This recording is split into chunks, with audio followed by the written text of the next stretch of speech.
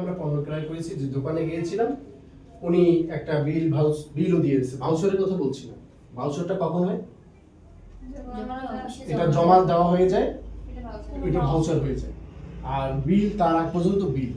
এখন তার সাথে এটা বিবরণে মিল ছিল না। এখন দেখেন কালকে কিনতে গেছেন আপনি হচ্ছে কি ঘড়ি এবং হচ্ছে কেটলি, মানে ইলেকট্রিক কেটলি, কিন্তু আপনার এই যে সেলিম ভ্যারাইটি স্টোর্স, যেটা মেসার্স সেলিম ভ্যারাইটি স্টোর্স, এই স্টোর্সে এই পণ্যের কথা কোথাও লেখা নেই। আপনার এই যে ইলেকট্রনিক সামগ্রী পাওয়া যায় এটাও যদি থাকে, প্লাস হচ্ছে ঘড়ি পাওয়া যায়, বিভিন্ন টাইপের ঘড়ি পাওয়া যায়, এটা যদি থাকে, সেটা যদি থাকতো তাহলে এই বিলটা অথেন্টিক হতো।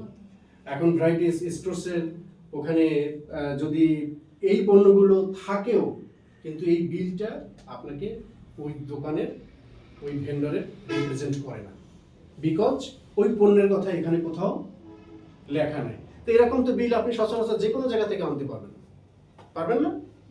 কিন্তু আপনাকে নির্দিষ্ট ওই দোকান থাকতে হবে, এবং সে যে এইটার বিক্রেতা, সে যে এইটার এই মালটা তার কাছে অ্যাভেলেবেল আছে, সেইটা কোথাও যদি লেখা না থাকে এইটা, তাহলে এই বিলটা কখনোই গ্রহণযোগ্য হবে না।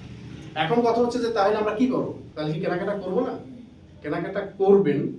এই ধরনের যদি এক্সেপশনাল কোনো ধরনের কেস হয় তাহলে নোট দিতে হবে। নোট দিবে কে?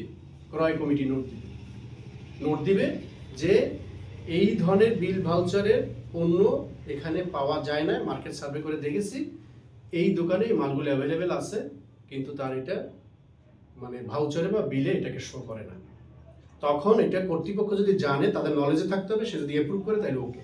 আর না হলে আপনার ঘড়ি কিনতে সে নির্দিষ্ট দোকান থেকে আপনাকে সেই সাতক্ষীরা যেতে হবে।